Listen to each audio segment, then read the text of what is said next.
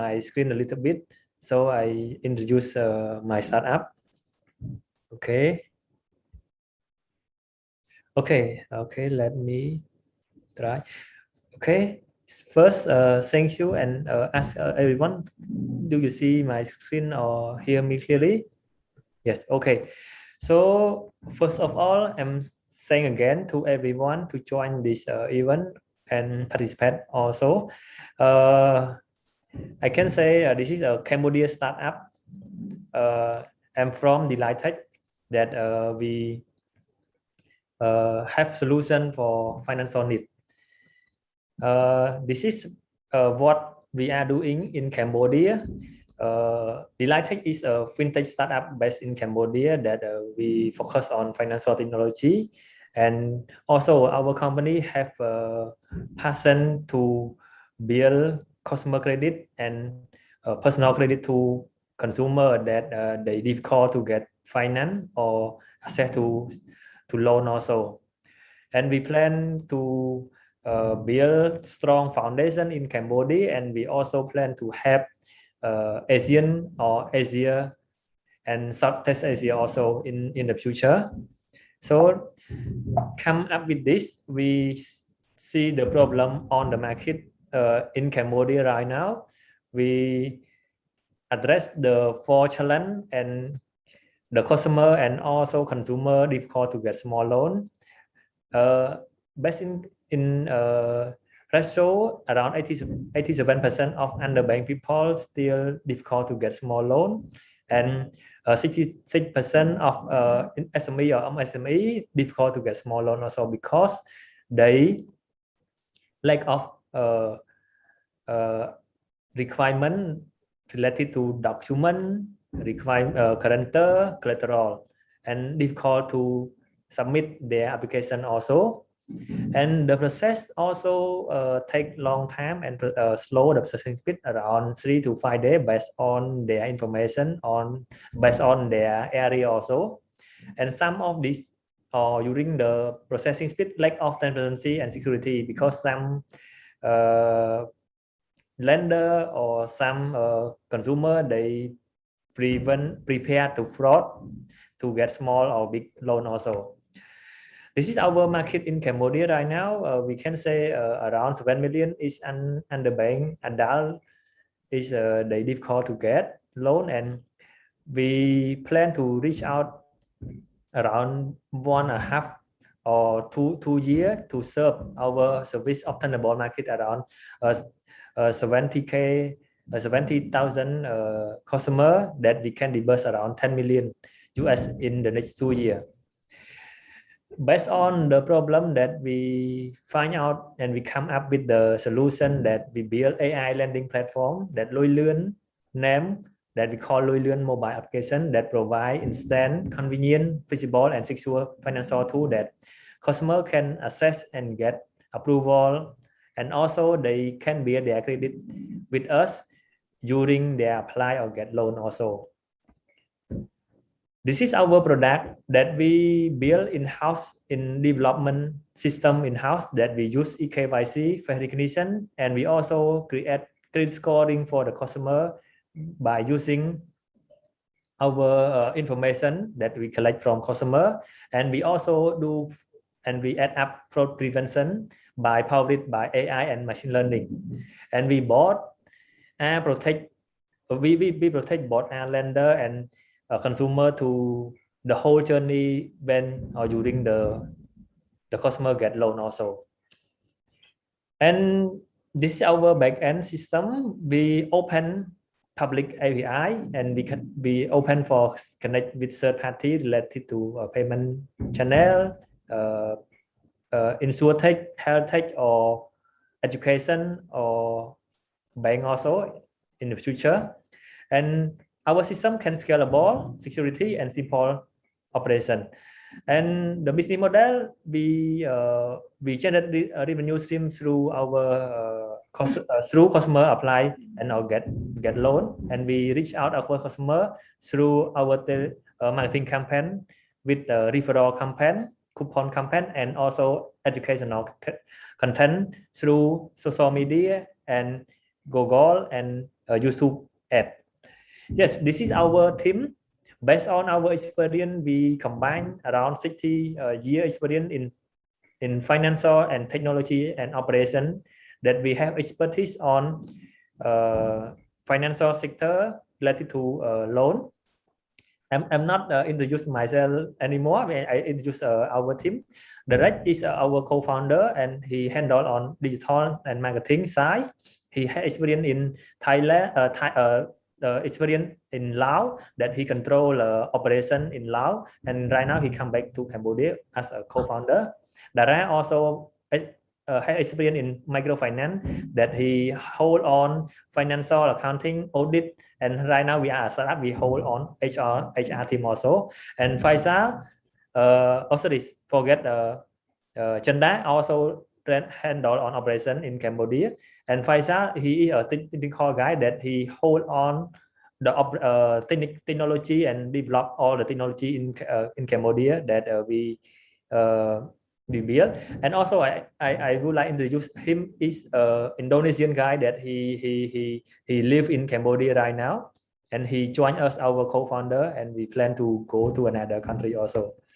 Yes, this is our vision and mission. We want to develop and people credit, and we try to educate customer or consumer for financial literacy and improve their livelihood in Cambodia and Southeast Asia also. And our mission, we want to deliver fastest and easiest and also flexible financial product to consumer. And I think for our responsibility, we hope our solution improve and contribute to customer and Cambodian people also to access education, health, and food also during they need financial amount of financial product. Okay, that's all. Thank you from me. Thank you very much for your attention. Okay, thank you so much, Philalai, for your nice presentation. And now I want to give first chance to our representative community to give question. Mr. Ivan Sanjaya from Indonesia as representative from mentor side, and then Mr. Axel Winter from Thailand is the second turn to give question as representative of advisor.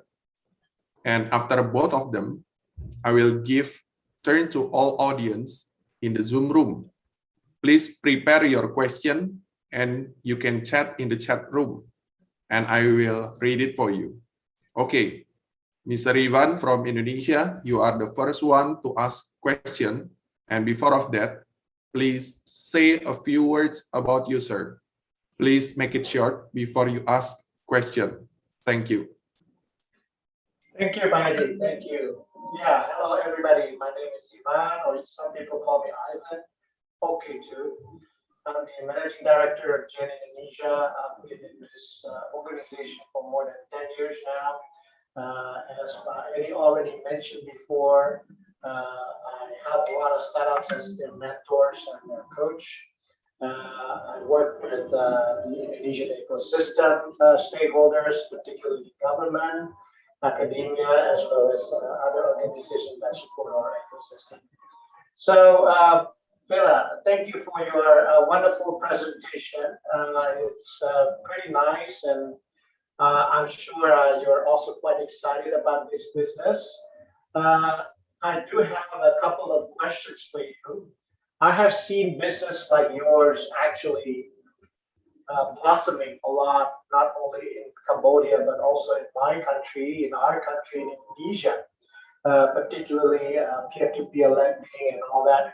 But unfortunately, it's not so easy for them to do this kind of business because they need all sorts of also government permits to do this. But anyway, my questions for you, number one, what makes your business different than your other competitors? Because I'm sure there are many businesses that offer a similar product as yours, I assume. Just briefly explain why you think your your app, Lay Learning app is different than other businesses? That's my first question. And the second one is because you're providing loan to the underbanked entrepreneurs or people. How do you protect yourself from the non-performing loan? Those are the two questions I have. Thank you. Okay, thank you. Okay, so let me start to answer your question, Evan. Thank you for your good question for me. I can say like not in Cambodia, the whole country and the whole world. I'm not stay alone with this market because all lenders have good feature, good benefit to the customer. But from our team, we provide the latest technology and we provide the fastest approval result to the customer. We can say like we deliver result to the customer around 30 minutes after they apply and they complete all their information or submit their document correctly. And another thing, we have a good customer service in our internal that we also serve customer very soft to the customer. So this is the first question, but I can add answer to the next question related to how to prevent or how to protect the fraud or control the risk management. On our feature, we have fraud prevention is a technology that we prevent both lender and also consumer. They verify their document face recognition. We matching this ID and the customer face is correctly and information also correct. And the second thing is we have another feature is online interview like right now we do. But in terms of technology, currently not too many. They use the technology during the assessment. They do face-to-face interview. So this is what our advantage or also fraud prevention that we are control in or during the processing loan also. Yeah, that's all from me. I hope I answered your question. If I'm not answer the second question, please let me know again. Yeah, actually, I didn't get the answer correctly. You said that you are doing face-to-face interview every time someone is applying for a loan, or you don't do face-to-face interview. It's just, or you do it randomly. We do it only customers have suspicious related to their information. We do example like 30 or 50% based on the customer information. We not do at all because most customer also good. They understand. They submit their document information is correctly already. Yes. Thank you. Thank you. Thank you. Okay. Okay. Thank you, Pak Ivan. And now I will give turn to Mr. Axel Winter from Thailand. And it's now your turn to ask question. And before of that, same like Mr. Ivan, please say a few words about you. Please make it short before you ask question. Well, first of all, thank you for having me. Glad to be here. An interesting crowd. I'm what do I do? VC partner, and I also am advisor to the first SPAC in Asia, in Southeast Asia. And also I have worked extensively in corporate transformation and also was a startup founder myself. So I kind of have been everywhere a little bit for you to judge whether I can do all of these things or not. And then as far as this startup is concerned, personally, I'm not very bullish on loan at all. Because there are a lot of companies in the loan segment, in the private loan, unsecured loan segment. BNPL is the latest iteration of unsecured lending. In fact, it existed already before the name BNPL was there. It came from Australia, but in Southeast Asia, we're using credit cards for the people, of course, who have access to credit cards. And not in all markets, credit card access is significant. So having loan products for people who do not have credit card access is quite helpful for them. Also, revolving loan products, which allow people actually to have some way of in slow steps paying back. The thing about private loan segments, though, is that it depends very much on the customer segment you try to reach. So it's not all equal, and every market for a loan segment is very different. So you cannot compare easily Cambodia to Thailand and even Singapore. I have worked in private loans a bit. There used to be a lot of unregistered lenders even in Singapore, right? People going to loan sharks and they don't even know that they are getting a loan from a loan shark in Singapore. This is what you expect from some other nations, but not Singapore. So that's why I say if you don't know the market, very difficult to comment. So I do not know Cambodia well enough to have a very specific comment or question for you. But again, my concern is a little bit what the first question was. There are so many different customer segments. So if you focus on the, let's say, D segment, being the lowest segment, or the C segment, let's say under the underbank, there is a lot of the banks and the professional loan providers don't like to go into the micro or nano loans because it's too complicated. It takes too many data. So if you're going to that segment, then for me, the question would be, how do you acquire customers? And how do you make sure you can collect the feedback?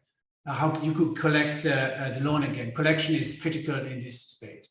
But if you suddenly say you focus on, let's say, e-commerce lending, your app may not be important, but the way you integrate into Shopee or Lazada or any other marketplace would be more critical, right? So it becomes more a tech play than a loan skill. So for me, the question is, which segment are you focusing on, and why do you think you can do it well? Because this is not clear from your presentation. Okay. Thank you very much for your question, and let me answer the question one by one.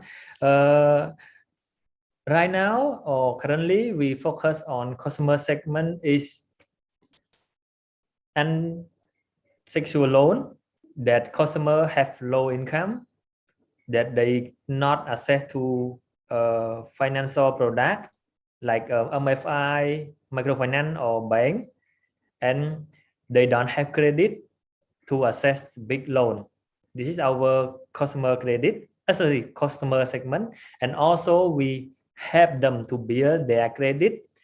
In the future, they can access to big finance or banking or financial sector, and also we help them to connect with other bank or other MFI in the future also.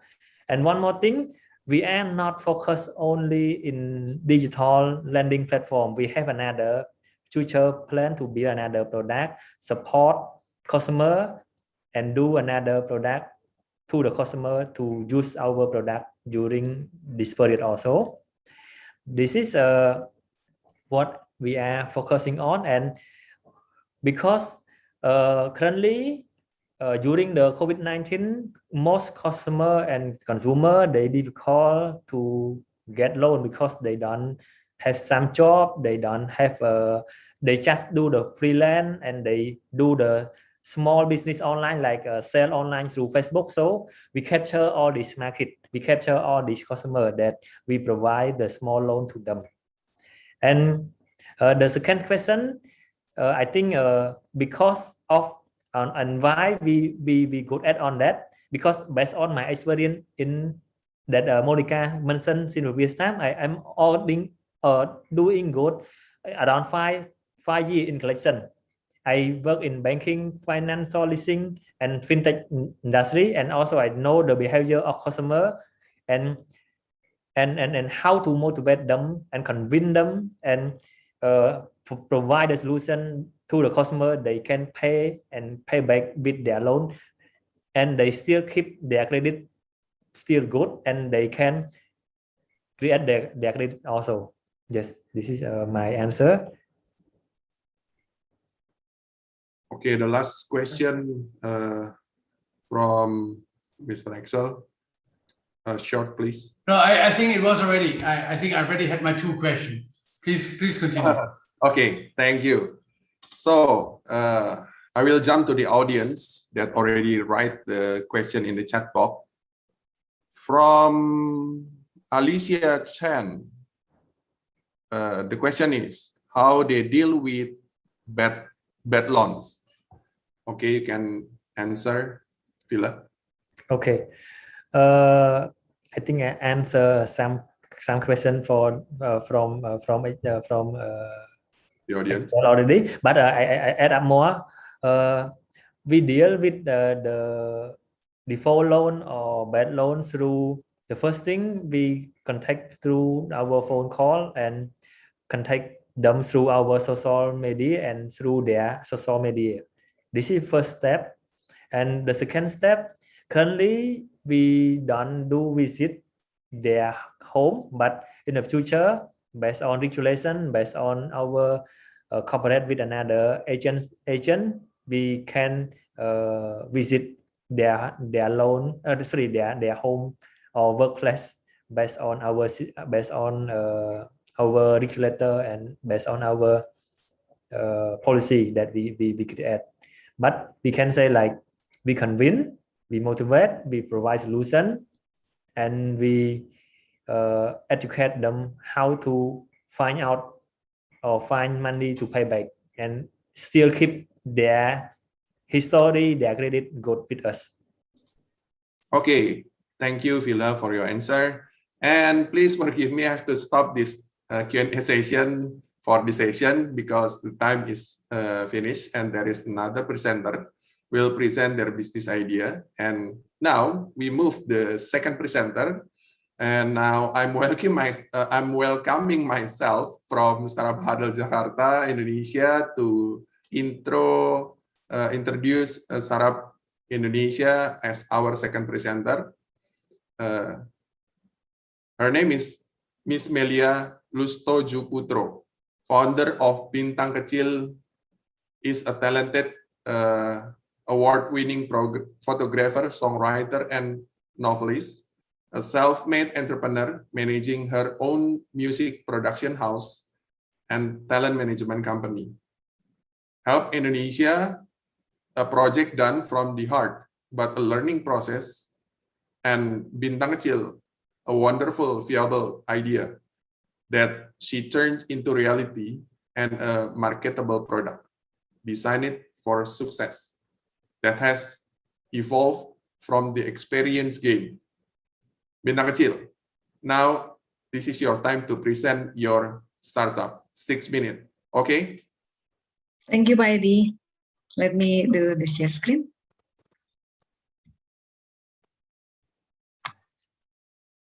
Okay.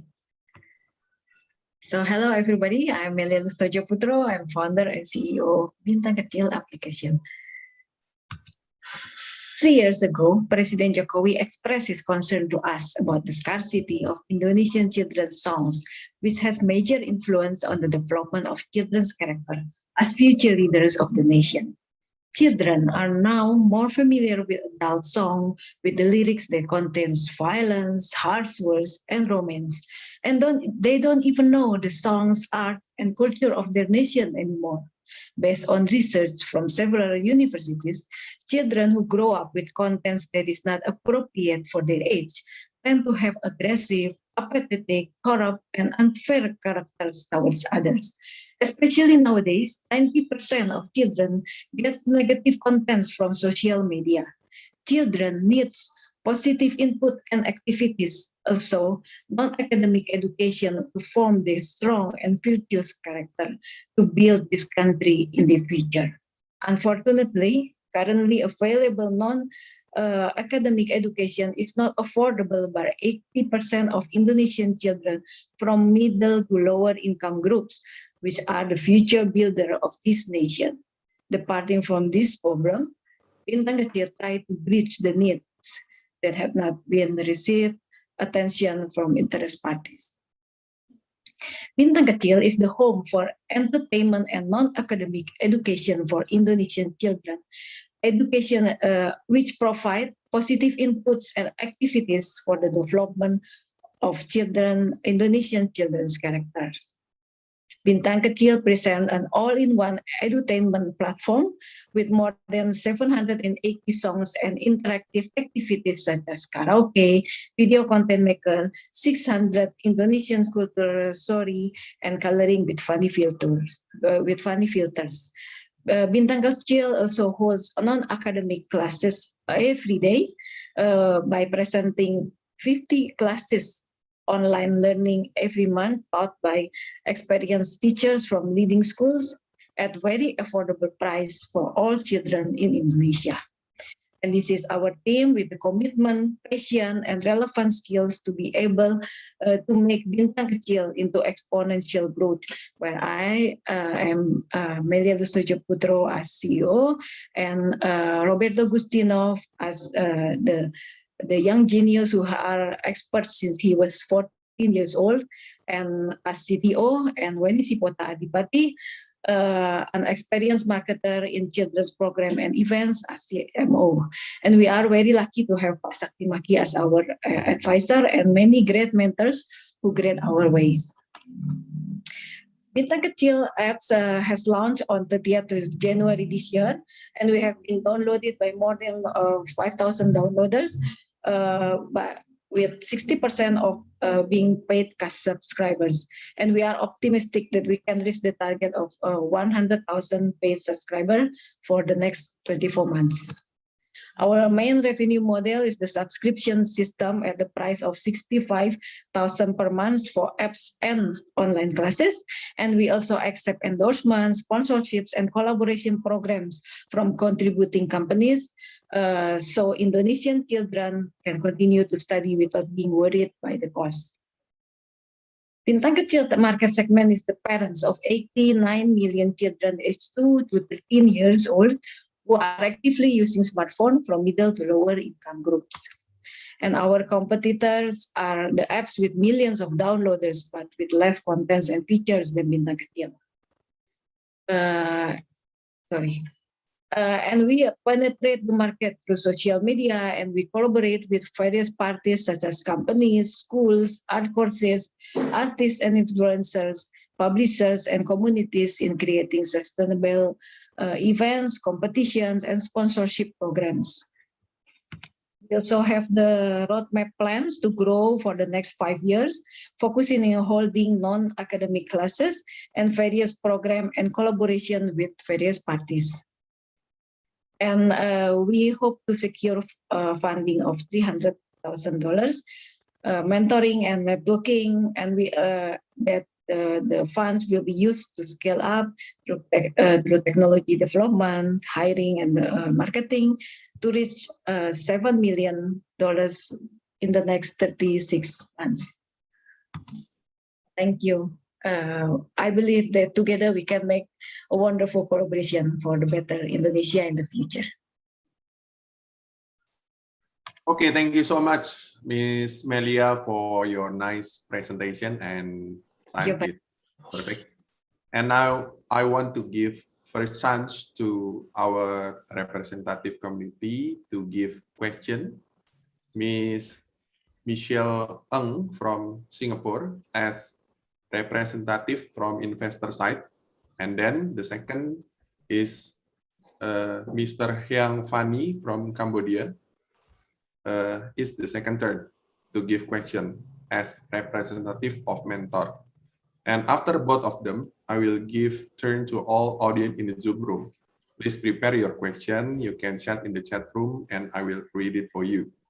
Okay, Miss Michelle Ng from Singapore, you are the first one to ask question. And before of that, please say a few words about you, Miss. Please make it short before you ask question. Thank you. Thank you, Eddie. Thank you, Milia, for the presentation. And I think it's very interesting. Before I go into the questions, let me make an introduction. I'm Michelle from Quest Ventures, the top venture capital in Asia. We have more than 90 portfolio companies and they operate in more than 150 cities.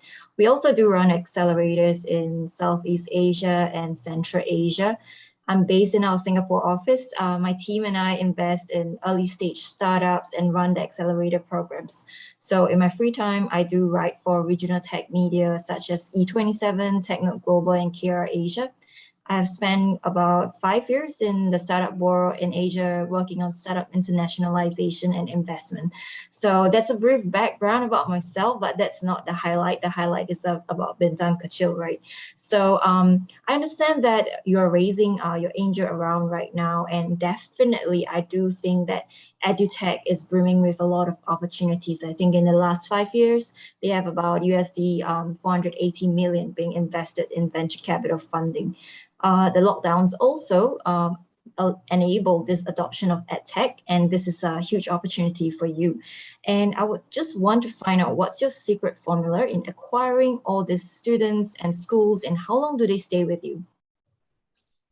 Okay, thank you, Michelle, for the questions and for the remarkable background. In the beginning that we penetrate the markets, we try to take the hearts from the Indonesian children and the parents also. Until now, we are already been downloaded by 5,000 downloaders. And also we are known in Indonesia as the place where children can play and learn in a very fun way. So it's been a very long time, and we have been doing so much experience before that. We start dealing with the children first, and then the parents first, and finally we get the real formula that we have to make the children happy, and we make the parents proud with the children being joined with us. So that is the formula that we make. That's why we make the events, programs, and the competitions, online classes with very cheap price. Is only $6 Singapore dollars per month for everyday classes. So the children who join us will be happy, and the parents also feeling proud that their children have the stage to perform, and they can have becoming the champion in the and get some awards, winning anywhere.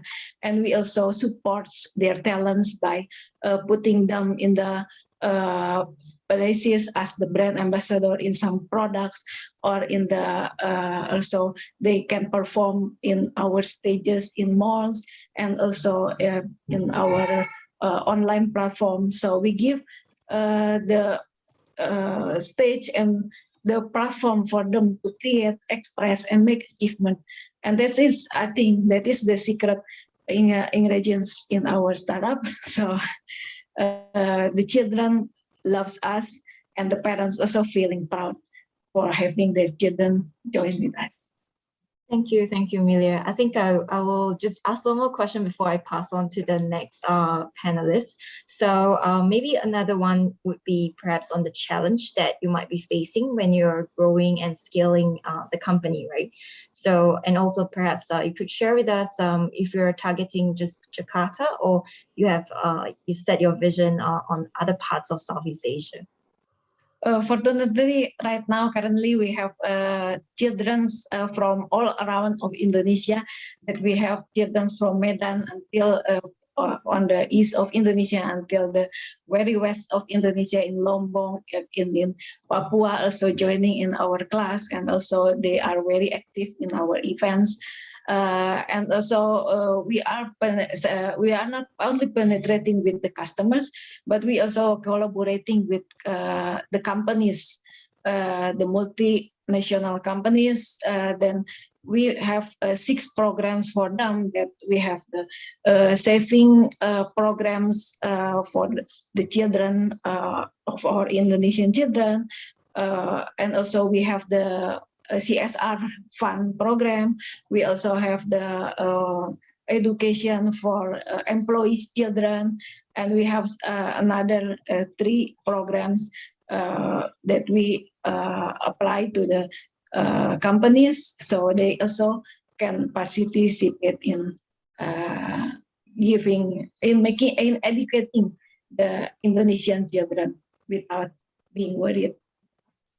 Thank you. Got it. I think it's very creative to target the employees of the MNCs. I mean, now we work from home, right? So children, they can be they have their attention on something else, so they won't bother you so much. I think that's a good selling point. I will pass the time back so that more people can ask you questions on your business. Okay, thank you, Michelle. Thank you. Okay, Michelle, thank you so much. And now, Mr. Heng, and it's now your turn to ask question. Before of this, same like Michelle, say a few words about you, make it short before you ask question. Thank you. Okay, thank you. This is Wani from Cambodia, one of the board member of Gen Cambodia, and I'm also the CEO of Kosanya B2B fintech company based in Phnom Penh. And thank you, Melia, for your presentation. Very important initiative and very interesting implementation. As a dad of 2 kids myself, I think what you're doing is really important for us as a parent. So anyway, I think I have 2 questions. One is about the channel that you are providing the service. I can see that you are providing the service through a mobile app platform. So do you also have plan to provide the service through other channel, let's say smart TV or gaming console? Because I understand that there are some parents who are reluctant to give too much screen time for their children on a small mobile screen, right? I think this is my first question. And my second question would be, what is your key login mechanism for your so far 4,000 plus customer to choose to come back to your platform, to your apps, even though they have other choice? Thank you. Okay, thank you, Fanny, for the questions. So I answer the first questions that right now we have the channels from the applications is only for showcase for the more than 700 children's songs and karaoke platform and video content makers and funny filters. But we also make the online classes via Zoom. And instead of that, we also collaborate with another platform such as GoPlay. Last time we also show our classes through GoPlay and also from Instagram lives. And we also collaborating with other platforms, also with other startups, especially our competitors. So we make our competitors our friends. So we collaborate with Studio Code, with DigiKids, so they can join in our classes in teaching the children. And we always open mind and open our hands to collaborating with much more platforms. And also in the next phase, of course, that our development also going to make the classes online from our own apps. So the class will be, we will have some kind like Zoom in the application, but it will take a long time because it takes so much effort and also takes a long time and so much errors and bugs. So we have to start with Zoom now. But right now we are very happy with Zoom. And for the key to get the more than 4,000 downloaders, we are very lucky that right now we are the only one who have the platform like us.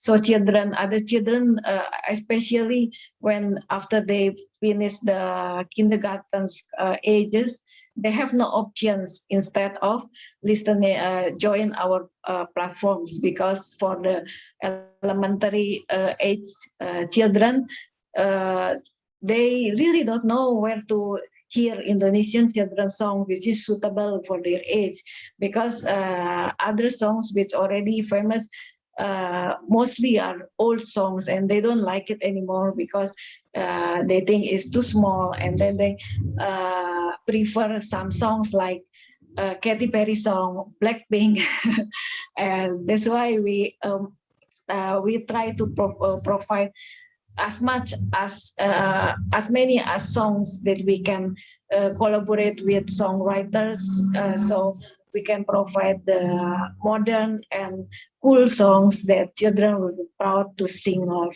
and will they be happy to hear it.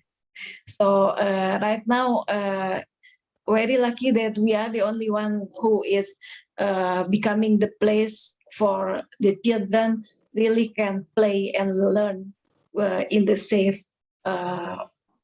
community, in the safe platform. Yeah, thank you. I think the answer is very clear and very elaborative. Thank you. Thank you, Fanny. Okay. So is there any question, Mr. Heng? No more? Yeah, I think I would give the floor to the audience because I've done question already. Yeah, Okay. there is 3 audience. Yeah, ask the question. First, from Ruban Sundararaj. How long did you take for you to launch your platform? Any external investment so far? That's the question. Okay, so I answered this question first before we continue to the next question. So I started to build the applications on June 2020, and we finally launched on the 30th of January this year. And there are so many bugs and crashes, of course, so we have to rebuild the applications, and we start rebuilding the application on July this year, and we finally released the new apps just last month on October this year. So it was a long journey, and of course it takes lots of times, efforts, and money. And for the external investment, that we are still bootstrapping, but we are in the process of there are some investors from abroad who interested in joining with Bintang Kecil. Okay, the second question from Ruban again. How easy is it to change the language of the courses delivered through your platform? Of course, it's not easy. It is very difficult to change platform. That's why we only use one language for the platform, only Indonesian. Especially our target market also the middle lower income group, so they don't speak English. So we just make in one language. Okay, the question from CW Tang. Which other countries do you intend to expand into? Yeah, we are have a long plan strategy to expand to another countries. Of course, with the countries who has the same problem with us, which we already researched, such like India or Malaysia and Thailand. They have the same problems that their children also doesn't listen the children's songs. They learn more about they sing more adult songs, and actually that is not good for their characters growth. But we still have to do lots of research, and we still have to conquer Indonesia first before we expand to another country. Okay, thank you. And please forgive me if I have to stop the session question and answer for the session, because the time is finished and there is another presenter will present their business idea. And now we move to the third presenter. Now I'm welcoming Mr. Ivan Sanjaya from Indonesia to intro Startup Malaysia as our third presenter. Please, Mr. Ivan, the stage is yours. Thank you, Baidi, and thank you, everyone.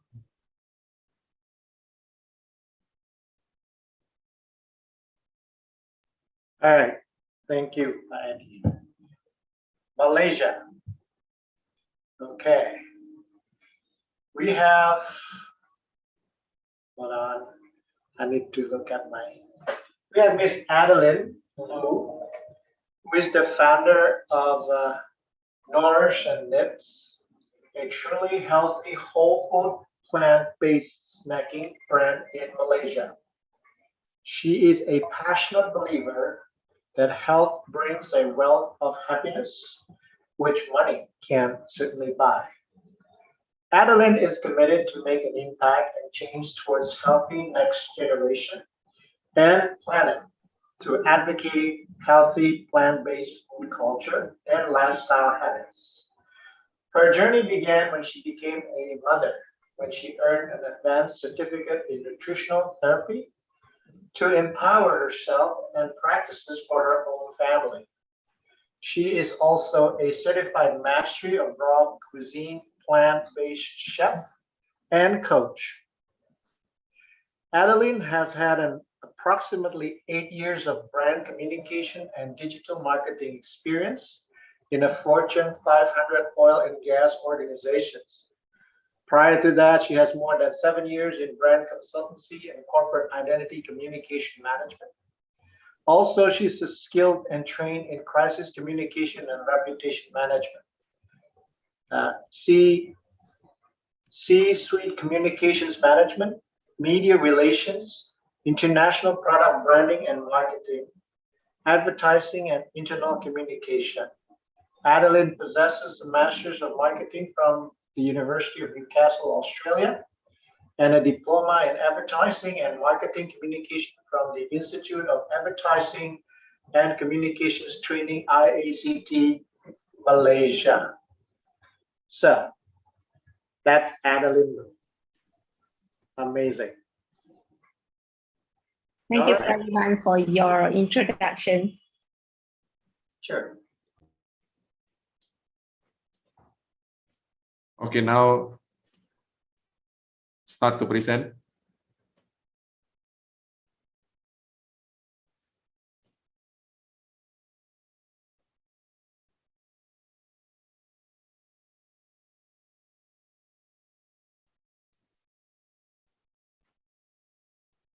Okay, we already can see.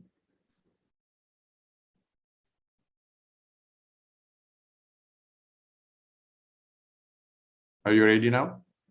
Please start. I'm sorry, Hang.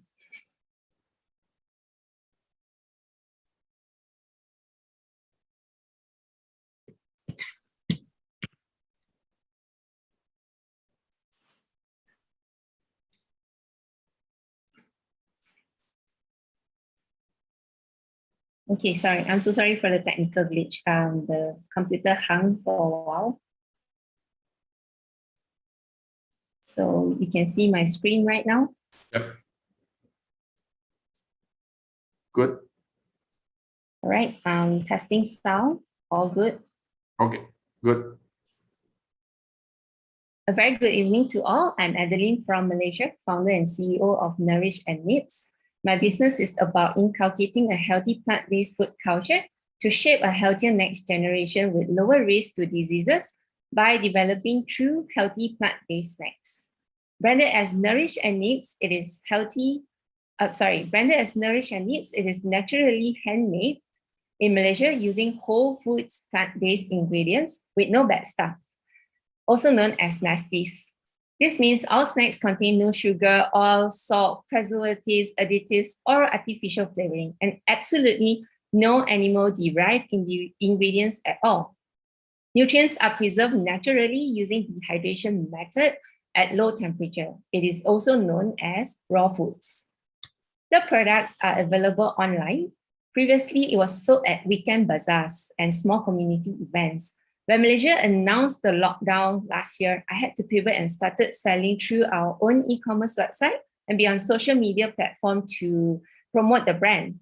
We are on several marketplaces too for visibility. There is also a gallery in the neighborhood where I set up to advocate zero waste lifestyle, and customers can bring their own containers to purchase or refill their snacks. Our audience are the healthy conscious community, the busy bee working adults who are on the go, and family with children. They love snacking, of course. They have a common interest in seeking holistic living and care for the well-being of themselves. They have spending power. And I see the importance of reaching to family with young children because these parents are willing to invest on health and well-being of their children too. So for example, they would enroll their children for fitness and yoga classes, even kids meditation classes of sorts. So a background to why I'm doing this. In 2015, I chanced upon a dehydrator machine at a health food exhibition. And that year, my family had two critical challenges. One, my 4-year-old boy started play school, and every party that we attended, we were given a goodie bag and they were filled with candies, chocolates, and unhealthy junk foods. It was horrifying when I unpacked them. Looking through the ingredients was like mind-boggling. And we wonder why kids are getting sick so young, right? These are pictures of what we received. I did not make this up, all right? These are pictures that is real. Don't get me wrong, I grew up eating these too. And indeed, a tasty food trap. I'm sure all of you know whose tagline is this: once you start, you can't stop. And who doesn't like them? However, I've learned that they are all harmful to our health. And after many health-related experiences in our family, we avoid all these as much as possible. 2, my late husband had a cancer relapse. Hence, I was critical with food that we serve at home. We couldn't really get food that is really clean commercially or natural as it claims in the packaging. Likewise, restaurant and home-based maker, left with no choice, I have to make my own. So these slides show a research I did uncovering ingredients from store-bought granolas or homemade goodies, which aren't truly healthy or natural as it claims. They do contain some sort of processed ingredients. As I was making healthy snacks for the family, I then started them to as a side huddle to parents. So at that time, I was still working. At the same time, I was also advocating parents to change the party packs to from unhealthy junks to healthy treats.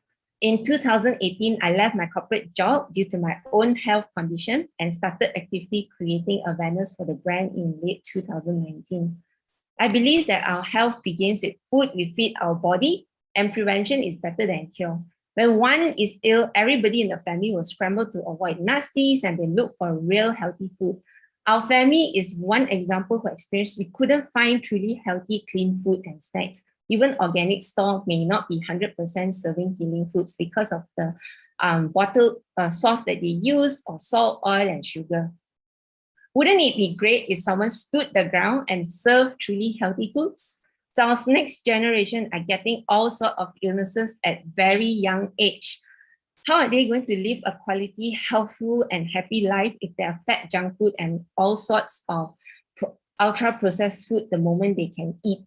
It is time to build healthier next generation with lower risk to diseases. Got to start them young. Yeah? So after all, plant-based food culture is not limited to healthy next generation only, but healthy planet, as well as love and protection for the animals.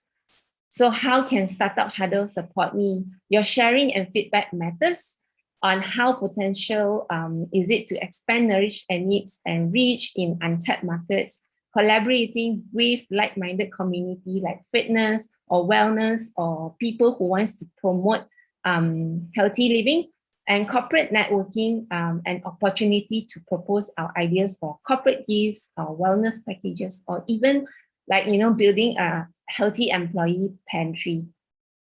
Finally, my very small and cozy team. We are a family who is currently active in healthy plant-based and planet-based lifestyle advocacy. My mom is the chief of production and my 10-year-old son is a young ambassador and true fan. That's all for my presentation today. Thank you. Okay, thank you so much, Adeline, for your nice presentation. And now I want to give first chance to our representative community to give question. Ms. Dia Yusuf from Indonesia as representative from Community Builder. And then the second one is Mr. Axel Windsor from Thailand is the second turn to give question as representative of advisor. And after both of them, I will give turn to all audience in the Zoom room. Please prepare your question. Okay. Ms. Dia Yusuf from Indonesia, you are the first one to ask question. And before of that, please say a few words about you, Miss. Yeah. Make it short before you ask question. Thank you. Okay. Thank you, Pak Edi. Hello, everyone. My name is Dia Yusuf from Indonesia. As an entrepreneur and also a business advisor myself, I am expert in entrepreneurship, strategic marketing, and also management. Here I representing ICSB Womenpreneurs Indonesia, a global movement from International Council for Small Business for Women Empowerment. I also active to assist many ministry in Indonesia for build up startup ecosystem. As a dean and mentor, we have from Ministry of Tourism, last time is a wonderful startup academy, and the newest with the Ministry of Youth and Sport for Republic of Indonesia. And at the moment, I running new program for Womenpreneurship Development Program, ICSP 1000 Womenpreneurs Indonesia. So Adeline, good evening. I already visit also your website. So this is very challenging to provide a healthy snack for the kids. And also I just thinking that maybe you can collaborate or co-branding with Bintang Kecil later, because the same is targeting children for better generation. Yeah. But I want to ask you about, do you have any collaboration with a direct farmer? And also how you keep your differentiation with low cost? Because when I compare, your price is quite high. So can you answer this question? Thank you. Thank you, Dia. In terms of, I really agree with you in terms of collaborating with Bintang Kecil when she was talking about the apps and about children. I actually did think of maybe I can talk to her on a separate side. Yeah, but thank you for that. It's a really good idea. Regards to how we collaborate with the local farmers, yes, we do. We actually take bulk purchase from selected farmers, but we do not have what we call a contract sign yet, because right now at the moment our quantity, we do meet the minimum quantity that they require for our purchase when we do the bulk purchase. But in terms of the frequency, we're still feeling we still have that challenge where we're trying to get the Malaysians to be on board with healthy eating and healthy lifestyle. So in terms of the market penetration, I would say that we're still very young and very early stage. And in terms of the pricing, generally, if we were to compare with the supermarket foods and those laden with sugar, which makes them heavier, yes, we will look like we are a premium price. However, there are a few players in Malaysia as well who are doing it truly without the sugar for the fruit slices. We are in fact a little bit lower price or more affordable than their pricing. Yeah, because I just thinking, in order to lower the price, so it should be like a mass production, yeah. Like you say, you still don't have any contract with the farmer, so I think you are also expert in the marketing and also branding. So I think you must boost, and also you should have like a target and how fast it's growing in Malaysia.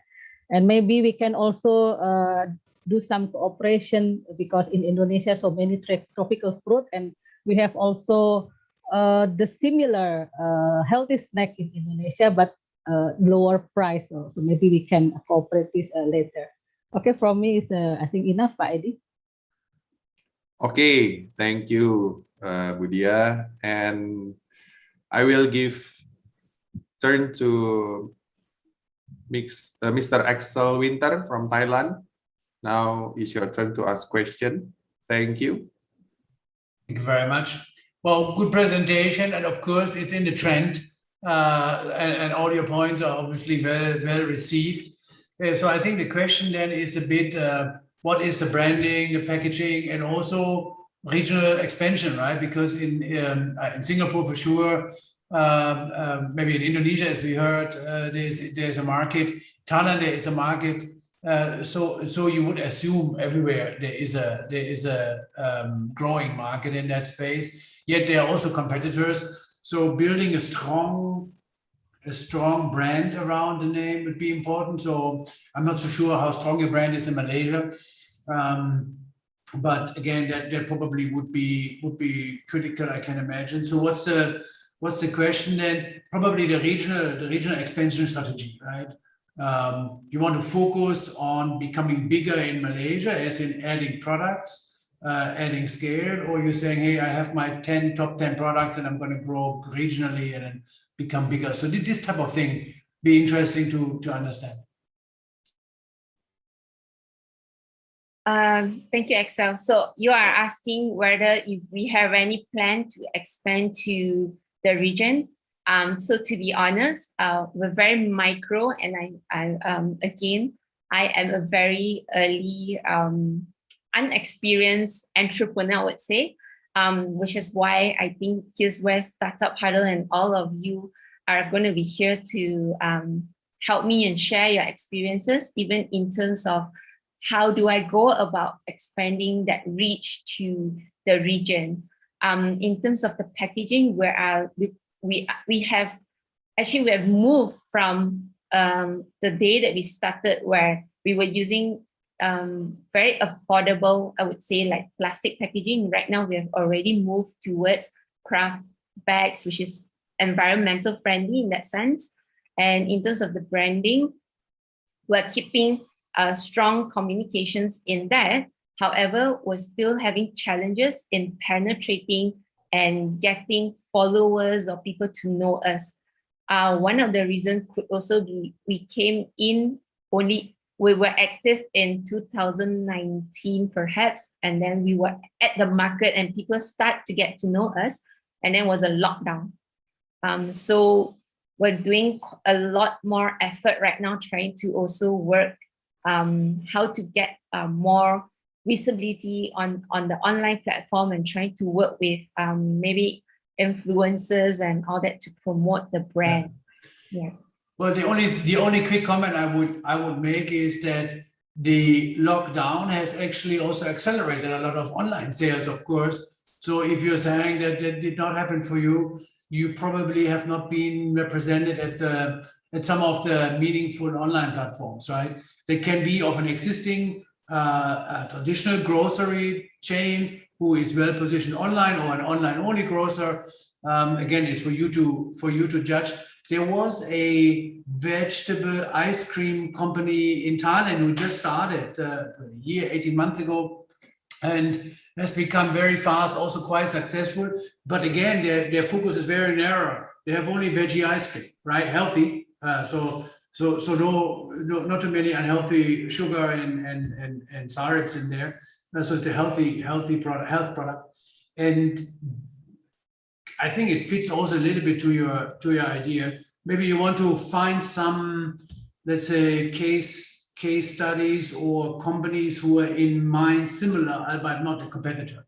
Yes, and then see if there's some teaming or exchange can be done. Maybe just as an idea. Yeah, thank you, Excel. We've grown in a way where we're not even online at all in the past. So during the lockdown, we've got our website launch, and right now it's automated. So it helps in terms of the purchasing and generating invoices and all that. And it helped actually with the growth of our commitment in purchasing from the farmers. In the past, we were only getting it from neighborhood or smaller micro farmers. But right now we are able to actually take the bulk order from the farmer. However, we still haven't come to the point where we can be consistently taking it from them monthly. And here's where we want to look at how can we grow even further and have that consistent, stable growth. Okay. Happy to catch up if you want. Yes, thank you for all the information. Definitely we'll look at all these case studies. It will really help us in terms of opening up even our mind and how to tackle all these issues or challenges that we're facing. Very good. Good luck. Okay, thank you for all panelists. And now I will read the question from Mary Angelia. How do you help parents to educate their children to eat healthy snacks? Some of the activities that we do online is we have, like, for example, live events, and I would actually give tips on how to hide vegetables or healthy fruits in maybe smoothies, or how to make plant-based snacks, not only limited to our own snacks or buying the snacks that I produce, but it can be expanded into something that they can do in the kitchen on their own. For example, energy balls, or maybe nut milk and some chocolate smoothie, or ice creams that they can actually make at home. So that actually help and give ideas to parents how to prepare food for their kids as well. And some ideas on how to get their children involved together. My son is actually a partner with me. We also do some of these live events together, so that creates a bit of an interaction, and people will join in to also learn how to make those snacks. Okay, I hope it's answered Mary question. Now, from Ruben Sundara. Thank you, Ruben. You're so active. We like it. What is the average shelf life of your product? I don't mind paying premium if I know I am snacking on healthy snack. Thank you, Ruben. We admire you as a customer. We love these customers who says these very encouraging words. Yes, the shelf life is actually only 3 months because there's no preservatives at all. And I assure you, they will grow bugs because we truly do not put any sugar or even salt into them. Yeah, I hope that helps. Okay, still have little time. I give to Budia. Do you want to ask more question? One more question? Yeah. What I mean about the healthy snack, maybe this is a premium, but considering the price, what I said is if you can have like a massive product, maybe the price can be lowered down and you can achieve more kids to consume that things. So and maybe you can have like a particular fruit that you can have a collaboration with the farmer. So not all, maybe one is the best-selling product, maybe the best-selling product, and you can maintain that to have like a star product or something like that. Yeah, this is just an idea and suggestion. Thank you. Definitely we can. And of course, if we can achieve the mass production, we can actually look at that. However, I also like to bring up a point, technical information for everyone. The number of hours it takes to dry that food, when we're talking about low temperature, it takes at least 14 to 18 hours to dry. So and the nuts and seeds that we talk about, we actually do soak them first so that they will remove the acid that is not friendly to our gut. So for easier digestion, that takes up overnight already to soak, and then we dry it. Like almonds, it probably take above 20 hours just to dry it at very low heat. And we are very adamant about keeping the heat very low because we understand that anything that goes beyond a certain level, that will actually already kill the nutrients. So then we're not talking about maintaining or preserving the nutrients. So we do want kids to snack at the same time. They are also absorbing nutrients. So that is actually one of our expertise as well. Generally, I can't really speak for others, but I know when I ask some, they do not talk about temperature at all. And why I do emphasize on the temperature and that long hours, because I myself had gone through training and understanding of how heat or temperature is very important when it comes to raw food preparation. Okay. Thank Thank you for wonderful question and answer.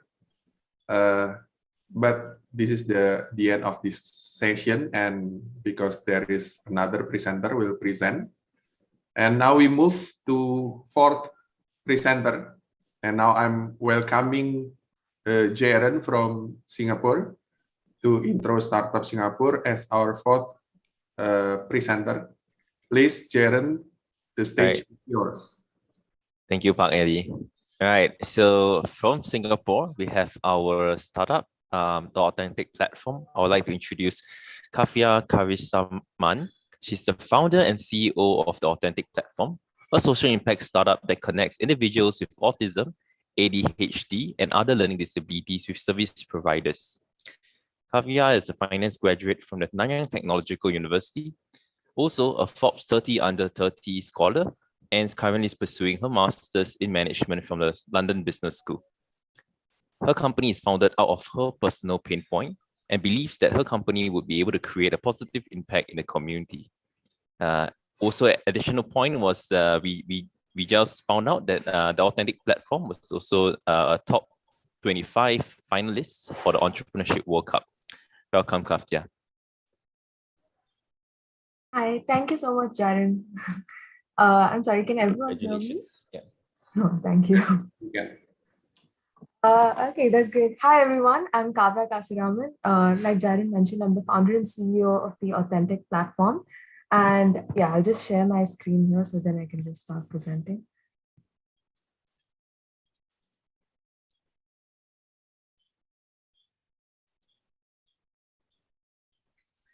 Is my screen visible? Yes. Yes. Great.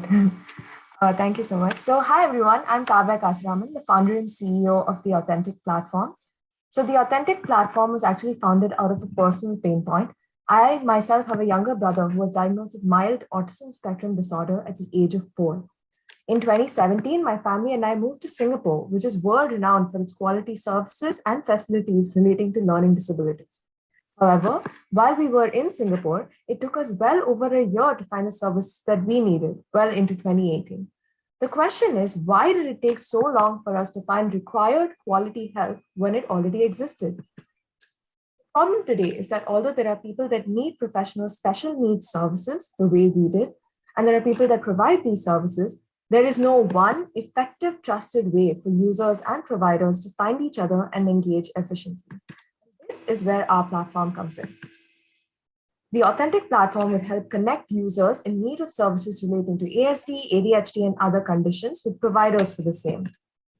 Now, we all know that when it comes to the health of a friend or a family member, it is so essential for us to obtain information only from credible, vetted sources who have the sufficient know-how on the complexities of dealing with these unusual circumstances. The idea is to create a one-stop portal and application to connect providers with users, but also users with other users to provide services, share information, and create a community. Additionally, the platform will also be used to provide resources such as tools for development, information about ongoing campaigns, new upcoming festivities in the market, etc. Now, our market size with just ASD is well over 48 million individuals diagnosed worldwide. More than 50,000 of them now reside in Singapore. Our mission is to connect service providers and caretakers with people with ASD, ADHD, and other learning disabilities. But our ultimate vision is to empower and connect the whole community, supporting people diagnosed with these conditions across the world. In order to check the viability of our idea, we pitched to multiple institutions such as the Parent Support Groups in Singapore, the Ministry of Education Special Education Needs Department, institutions such as SG Enable, etc. We also pitched at Stanford University and Nanyang Technological University, where we won awards for our idea. As Jairan mentioned earlier, we recently found out we were selected as one of the top 25 finalists out of 100,000 startups that applied for the Entrepreneurship World Cup and are set to represent Singapore in the global finals later this year. Then when you log into our platform as a first-time user, you'll first be asked who you're finding services for, as well as what kind of services you're looking for. Once you put these in, the platform then generates a list of services that are tailored to your needs. When you click on a particular service provider profile, you'll be able to see a ton of details about them. But most importantly, you'll be able to see ratings and reviews left by other parents and prior users.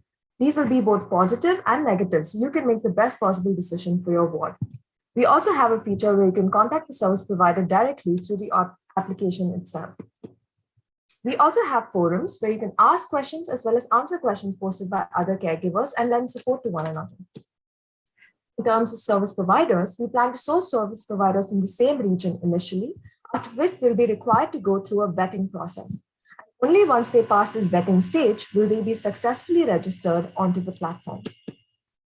Now, although there are institutions that provide information about services relating to learning disabilities, we aim to be different by using technology to analyze the initial survey provided and create a personalized list of choices. We plan to include individuals with small and private practices that may not be available on other platforms. We enable each business and user to interact with each other on a personal level, and we also help people connect and engage with other caregivers. Now, our monetization model is based on a three-pronged approach where we charge our customers a flat fixed fee of $12 a year or $1 a month, our providers a flat fixed fee of $10 a month, and also provide a platform for targeted promotions and campaigns. When it comes to scalability, we want to scale both in terms of geography as well as in terms of scope.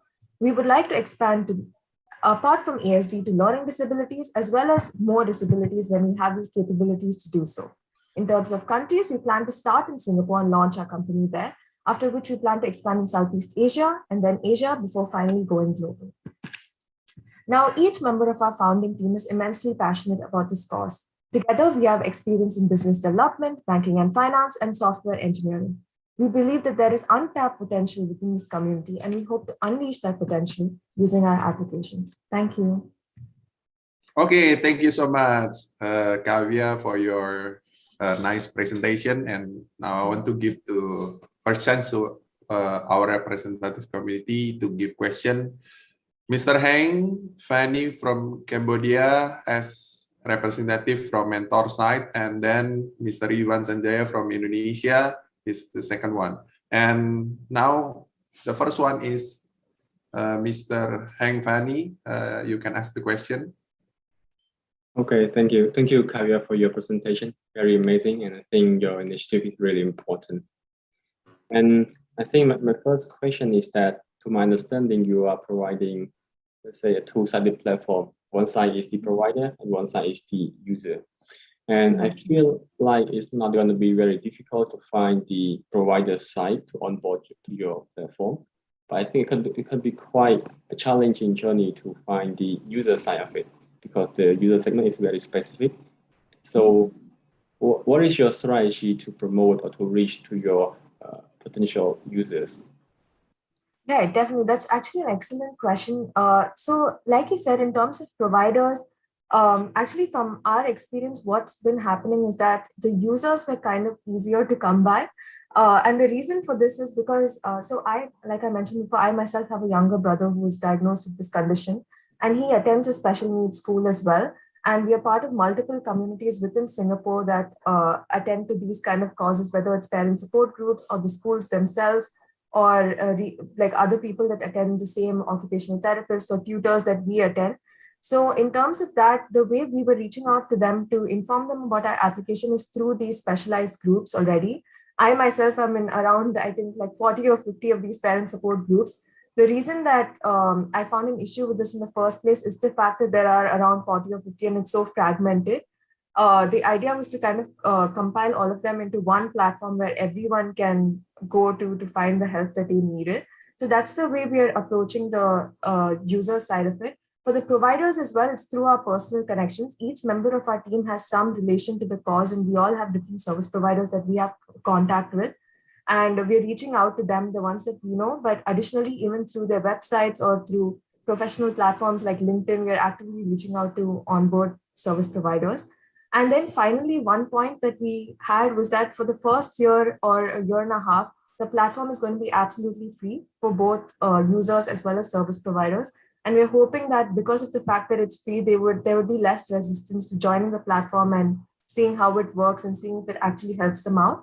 After which we are charging them only a very small fee of $1 a month for customers. So overall, the idea is to make it as affordable and accessible as we can. Excellent. And I think I have another question about the scalability. So you also mentioned about the scalability to the region and to the global level. Right. So from the engineering perspective of the backbone technology, do you think you are already engineer for more than, let's say, 100 or 1,000x scalability? So right now our team is actually really small. We're only 5 of us, and this is actually this business we started at the beginning of this year, developing the application and everything. So right now the business is still very small. I don't think we have the infrastructure for that yet, but we're already making plans on hiring more staff and then expanding just our capabilities in the next year in 2022. And hopefully by the middle of 2022 or the end of 2022, we should be fully ready to scale to all the target markets that we hope to scale into. Thank you. Thank you. Can't wait to see you coming to Cambodia. Oh, thank you so much. Okay, now it's Pak Ivan turns. It's Pak Ivan. Thank you, Pak Edi. Hi, Kavya. Hi. Are you a social enterprise? Yes, we are a social enterprise. Okay. All right. Because maybe as a social enterprise, you also need to make sure that you generate sufficient amount of revenue and profit to ensure your sustainability and perhaps even scalability, right? Right, definitely. How long have you been doing this business? We started in December last year, January. So around 9 months now, 9 to 10 months. Okay, all right. And how do you actually reach out to those with this particular disease? Basically, how do you market your service? I'm sorry, I couldn't hear that properly. Would you mind repeating? How do you market your service? How do you reach out to those people with this particular syndrome? Right. So the way we're reaching out right now, like as I mentioned earlier, is through the specialized groups, the communities, whether it's the parent support groups that we are a part of, or the school community, reaching out to parents and asking them. For initially, at least when we were doing the research for our application, it was reaching out to parents and asking them if they'd be willing to talk to us with a group of other parents to kind of get their inputs on the application and what they might need. So it's purely through, right now at least, it's purely through our personal connection, the communities that we're involved in, and word of mouth. And we haven't started like marketing on a larger scale yet, either through Facebook or online platforms, although we do have a website already that we advise people to look at in case they want more information. But right now it's purely kind of manual at this point. Okay. One last question. I mean, I don't know exactly how the situation is in Singapore, but of course, compared to Indonesia, Singapore is probably a bit easier to manage because it's a much smaller country. But I'm sure you also have a lot of organizations or foundations that deals with this particular issues of ADHD and all that, because it's a very common problem in the society wherever you go. How do you think, I mean, because you're selling a service, right? I mean, you need to make money. How do you make sure that that people will come to you to get your service rather than going elsewhere, which is probably free of charge or cheaper than yours, especially when there's a support from the government side and all that? Right, that's actually a fantastic question. And to address your point, yes, there are institutions in Singapore that kind of provide services for this or provide information about this. For example, one of them is SG Enable, and the other one is the Autism Resource Center in Singapore. These are both the institutions that initially, when we were doing research for our application, we spoke to the Ministry of Education Special Education Needs Department, SG Enable, and the Autism Resource Center. And the kind of difference that we found is that while they provide these services, it's the information relating to the services is very fragmented even amongst these institutions. For example, for SG Enable, they do have a list of service providers that provide some kind of services relating to these disabilities. But what we found are that these are very static lists, and they just provide information that is sometimes either outdated or only limited to large institutions that have government backing and don't include in individual private practices or smaller practices that may be more accessible for people and probably even more like affordable and cheaper for them and lives closer to them. So that is one thing that we kind of wanted to take care of, is that we wanted to give people a more customized experience where they can actually put in the services they need and get recommended the list of services that would be perfect fit for them, either based on geography or in terms of the services that they need. And yeah, so that's kind of how we wanted to go forward with it. The second part is that right now, the version of the app that we're talking about is the base version with all the base services that we need. And eventually, we do plan to expand into having people be able to book their appointments through the application itself, maybe set up meetings with these service providers virtually, since everything seems to be going online right now. The services that are provided in SG Enable or Autism Resource Center are all in person. So trying to find a way to see if we can connect them with service providers, maybe even outside of Singapore, elsewhere in the world, and then just make it a cohesive community, I guess. It kind of be our mission. All right, that's great. Thank you. Thank you. Thank you. Okay, we still have one more question. So can I give to Mr. Heng? Silakan, please. Oh, is it me? I think it's a time to take the question from the audience, right? No. There is no question from audience. Oh, I give it to you. So yeah, actually, I was also wondering, like, I think I see in the slide that you launched since August, right? The service. Sorry? When did your service was launched? So our services hasn't been launched yet. We're kind of doing the beta testing version right now. And our service is to be launched in December. Right now, we're only doing our beta version. Okay, got it. So what would be the appropriate ratio between the provider and the user? Let's say one provider should be matched to how many users? Right. So right now in our beta testing version, we wanted to do it to a capacity of 100 and basically 100 people having on our app to kind of do the beta testing. And the way it's worked out right now is we have around 60 people that are users and then 40 people that are service providers. So that's kind of like the ratio that we were looking at. I think it will be around a 1:2 ratio, at least beginning, because we're still trying to gain traction with the users. Hopefully after that, we should have a lot more users as well, and that will contact the service providers. Okay, got it. Thank you. Thank you. Okay, the session is done, and thank you so much, Kavya. Thank you so much. Thank you. This is the fifth presenter from Thailand, and Mr. Tony from Thailand will introduce Startup Thailand. Please, Tony, the stage is yours. Okay, thank you, everyone. Hi, everyone. Tony from Thailand. My first time with international the startup Huddle like this.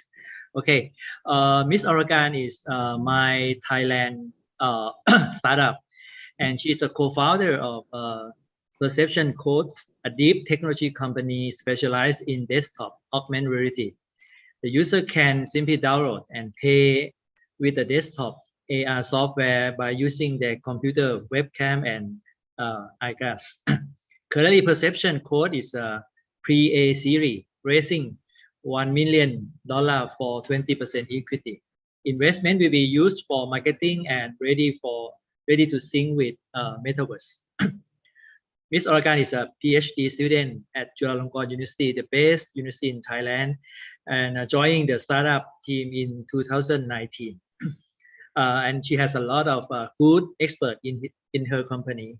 And Miss Oregon has more than 10 years in business development and leadership, building in international financial service firm. And this company has amazing marketing. Let's listen from her. Okay. Thank you, Tony, for the introduction. Yes. Okay. Okay. Now you can start. Oraka, you can start. Yes, I'm sharing the screen.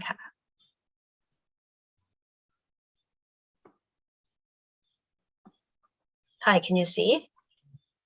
Great.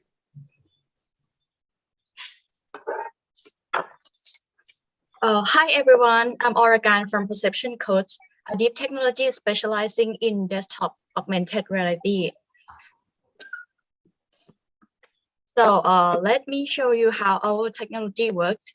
A technology that enables your everyday 2D computer to display 3D contents with more realistic and immersive effects for user. Allow me to show you how our technology works. As you can see from our screen here, we make a software development kit for developers to create desktop augmented reality application. For our use case, will be in education, because the benefit in the study shows that not only improvement in student test score in science subject, but also an increase in engagement and retention in the classroom. So as I mentioned to you earlier, our perception map, you can see that Huddle SDK, our product compares to other similar tech company, is on this scale, which is when compared to other techs, we have more immersiveness and affordability. Currently, we are in collaboration with Imperial War Museum, Science Museum Group in the UK to bring this technology accessible to more than 20,000 students worldwide.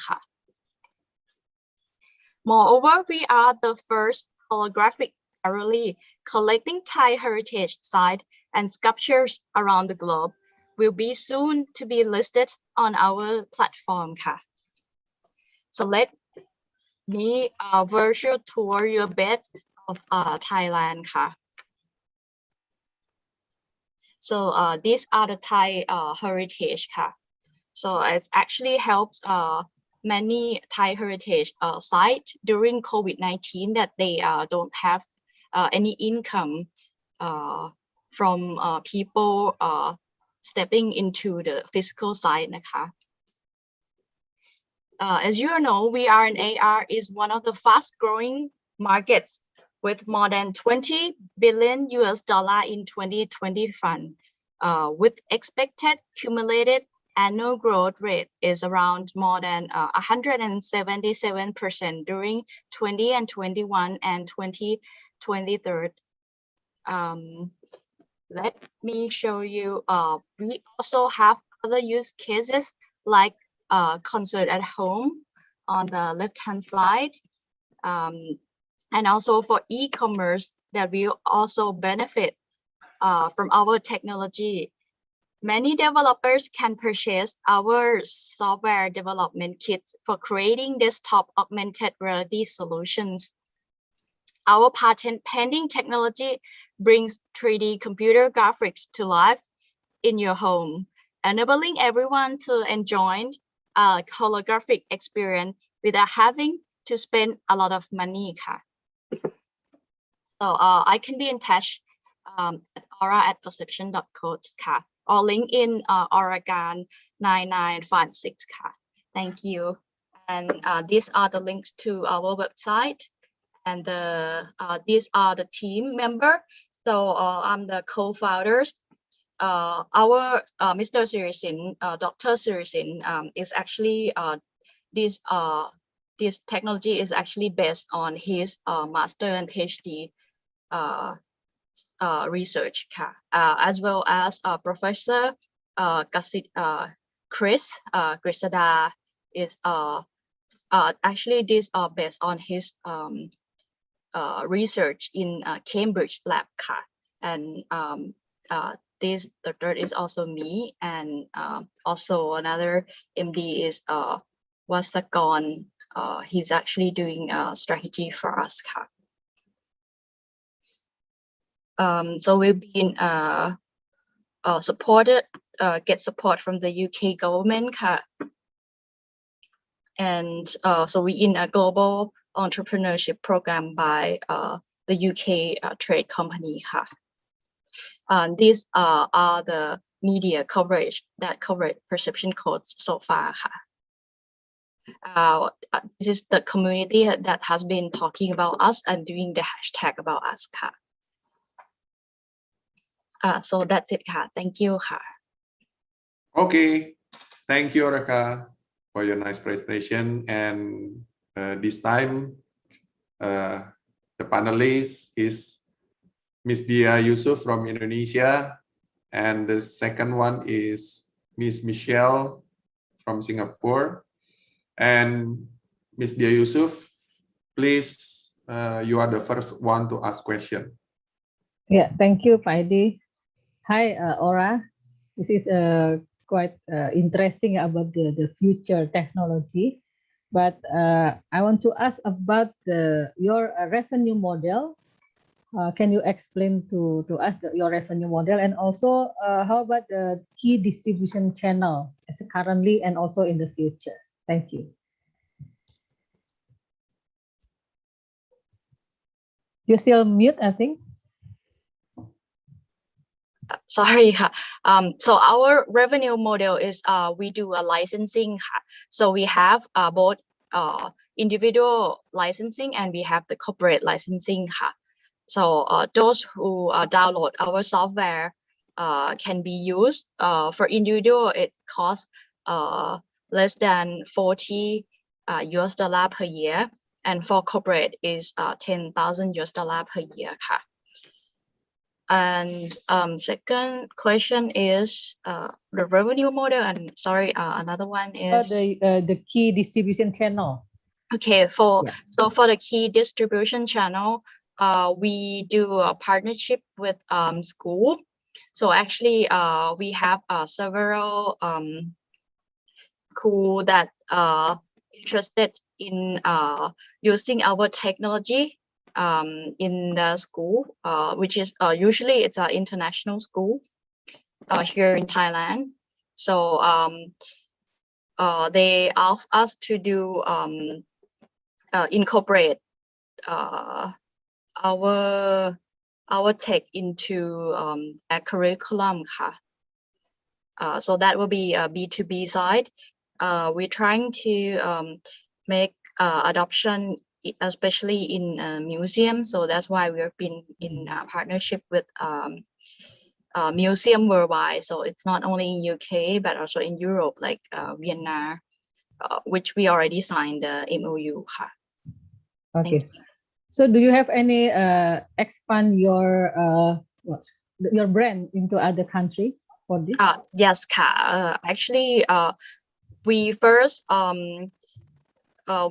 got a grant, $200,000 US from one of the largest bank in Thailand, Siam Commercial Bank. That is like a basic grant, not in equity in exchange. And secondly, we got for seed round funding from the VC in Singapore, which is Expara. And then we have the follower in the same round is Europe VC from Europe. And we have some angels, Thai angels here in Thailand. And we now are racing for pre-A series for the next round. Okay, thank you, Heidi. Okay. Now is Michelle's turn to ask question.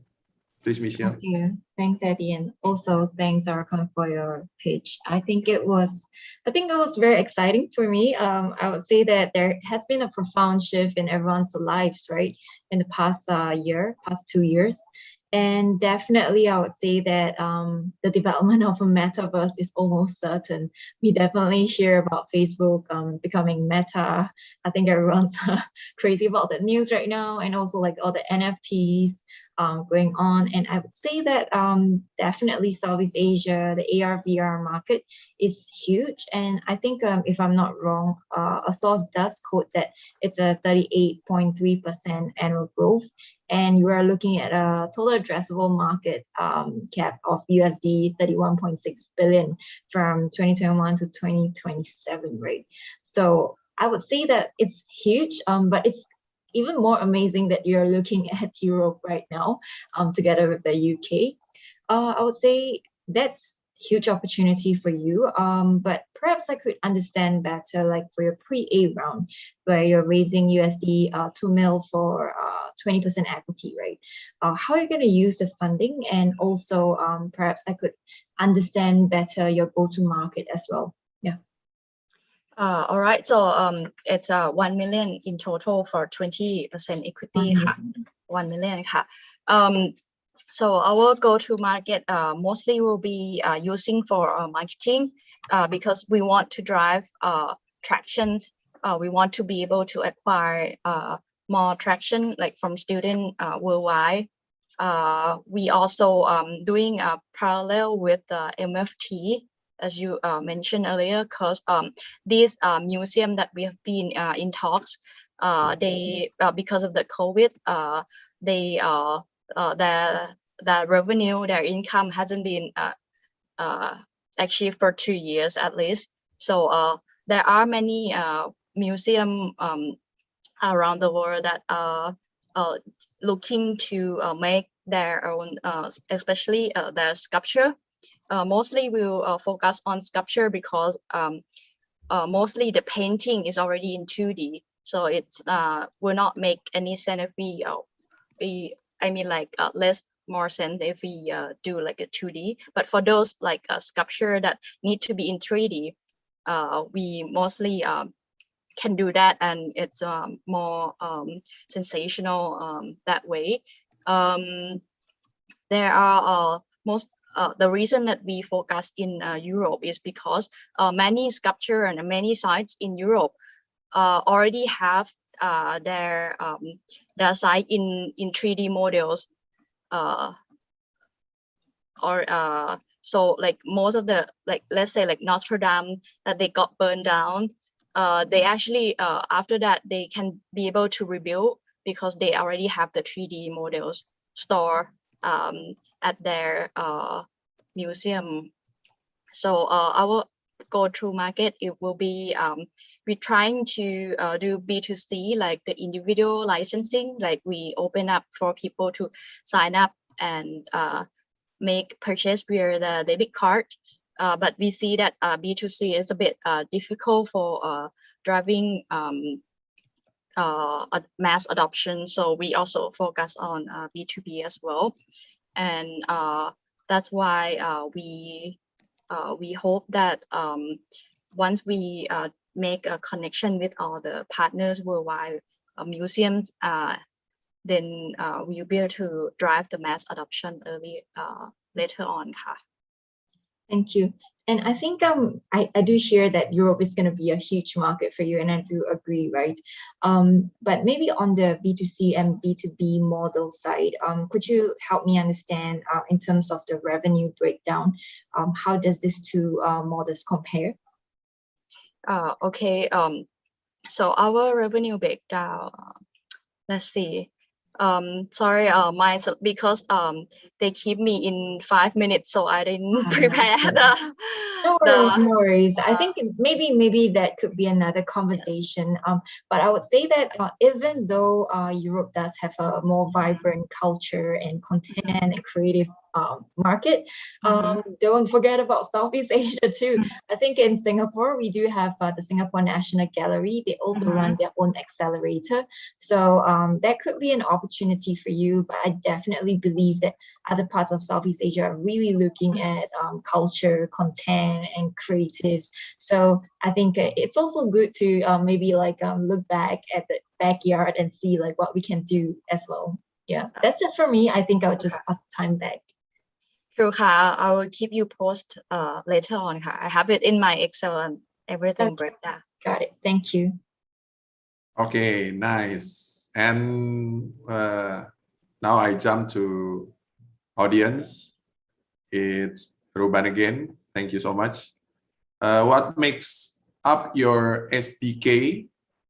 How long will it take to build a simple application that shows an e-commerce item in 3D space? Okay, you can answer. Thank you for your question. It's actually very simple. It takes less than 5 minutes. But all you need to do is you need to have the file that that is ready to be converted into 3D. And also, second, you need to have your computer need to have the webcam, like because the object will track where your the eyes tracking, so it render where look from the look that you look at the camera. And third of all, you still need a vintage glasses like a red and blue. This is because the hardware is still your hardware is 2D. Like let's say the TV or the laptop desktop that you're using is mostly in 2D. However, if you have a 3D TV or you have a laptop that be able to look at the 3D without the glasses, then the object will render like it exists in front of you and no need for glasses. So we just need hopefully Mr.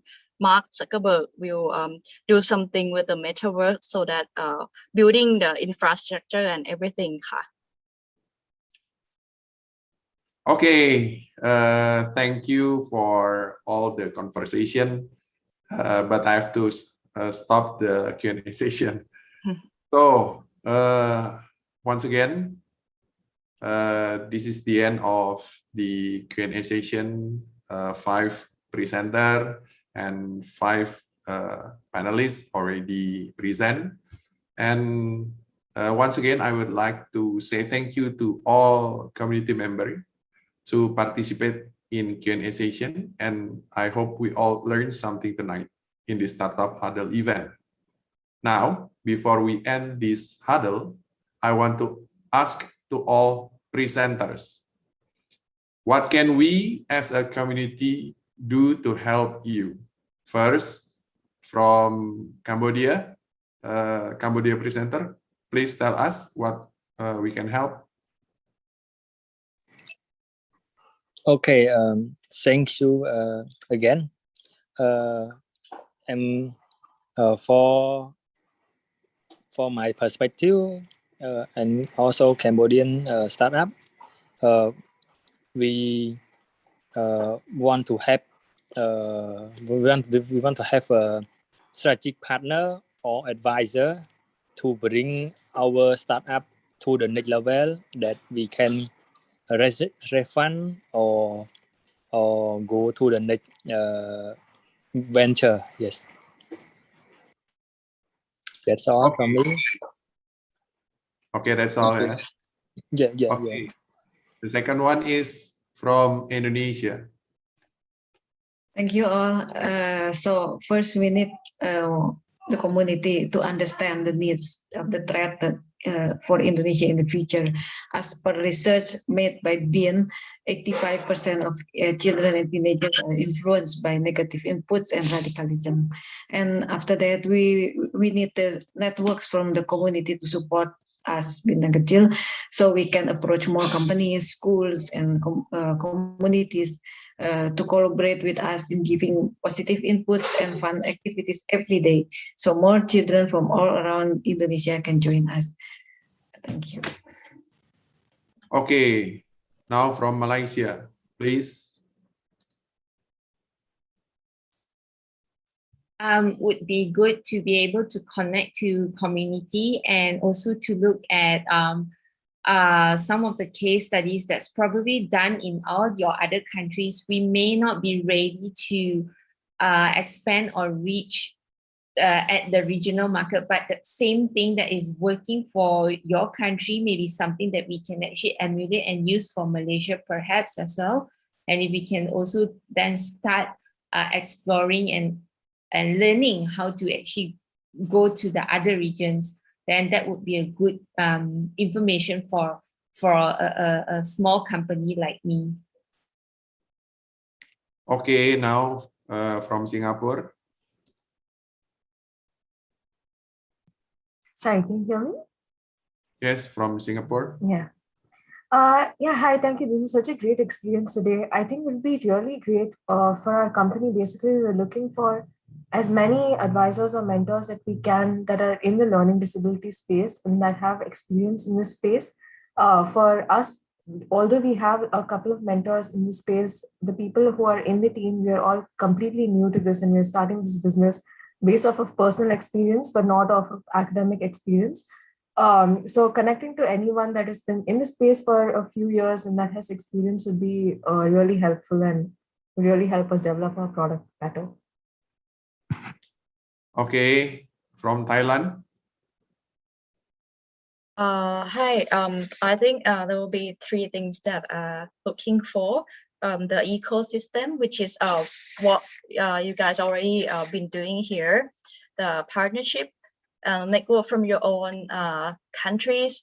Southeast Asia is actually my backyard, as Mitchell mentioned earlier. So any network or any opportunity, any project that you think we might be able to collaborate, then we can explore further.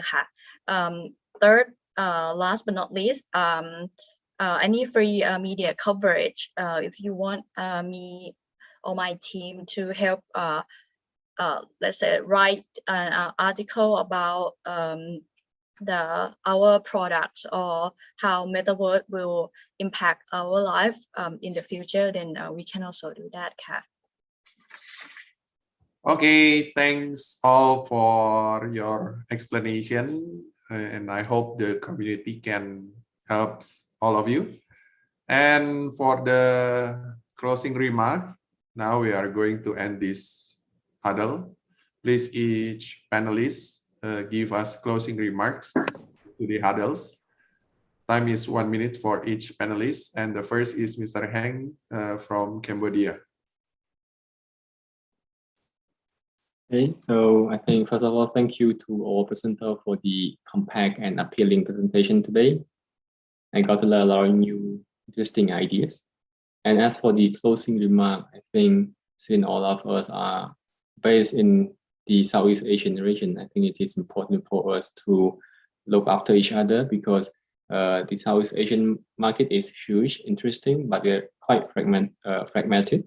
So I think there's a lot of space that we can collaborate, have each other to explore each other's market. And I think a platform like this today is very important. So let's keep in touch, and best wishes from Cambodia. Thank you. Okay, thank you, Mr. Ham. And the second is Ms. Dia Yusuf from Indonesia. Please give your closing remarks. Yeah, thank you. First of all, thank you for having me also here. This is my first time in the Startup Huddle. All presenters have a quite interesting business. I hope that you have persistence and also a courage to achieve your target. I learned myself a lot today from presenter and also from the panelists. So just go ahead. Thank you. Okay, thank you, Ms. Dia. And Pak Ivan Sanjaya, please give your closing remarks. Okay, thank you, Pak Edi. Well, as usual, Startup Huddle is always featuring interesting presenters, let alone tonight. I have seen really great presentations from all the friends coming from 5 different countries. My take for all of you, especially for you who have just recently started your business less than a year or so, you always need to keep on validating your service or your product with your customers. You need to keep on checking with them whether this is actually the right product or the right service that they want, because this is the way you can actually do great business and create basically a significant amount of profit. And the other one that I want to also share with you is the importance of having a coach or a mentor. No matter how big your business is now, I mean, even Bill Gates and Steve Jobs, you know, as big as they are and were, they still had their mentors. And not to basically advise them on how to do business, but basically simply as a sparring partner for them to discuss whenever they have to create a new innovation. Yeah, so this is something that you need to think and to consider to get yourself a coach or a mentor, at least to help you along the way your entrepreneurial journey. Thank you. Thank you, Pak Ivan. And now, Ms. Michelle Ng from Singapore. Thank you. Thanks for the great work, GM team, and also thanks, Jaron, for inviting me to the Startup Huddle. I'm really glad to spend this evening with all of you to learn more about your businesses and also like maybe some of your fundraising goals, right?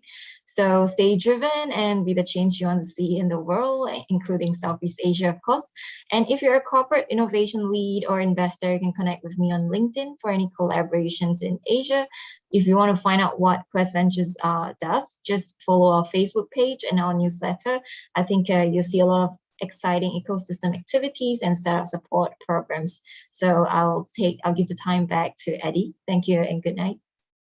Okay, thank you, Michelle. And Mr. Axel from Thailand, please give your closing remarks. Mr. Axel is already left. So he is stay aside because another Zoom. Yeah. Yes. Okay. Okay. Once again, thank you so much to all community members to participate in this event. And we hope to see you again for our Startup Huddle Southeast Asia next years. And before we end this event, we want to take a photo. Please open your camera and give your best smile for photo session. Back to you, Monica.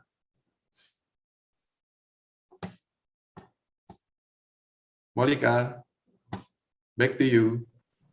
Yes, because we'll do 2 sprints because I think we have okay. I think we're good now. count to 3.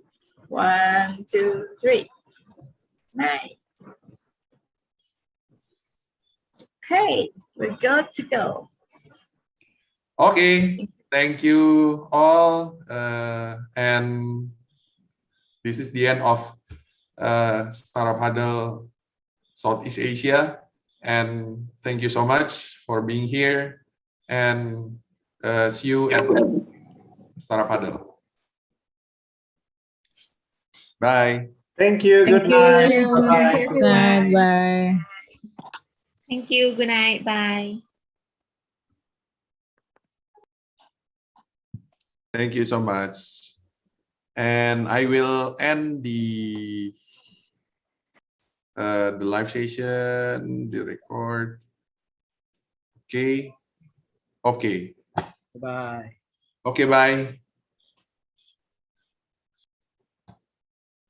I will count down to close this room in 5, 4, 3, 2, 1.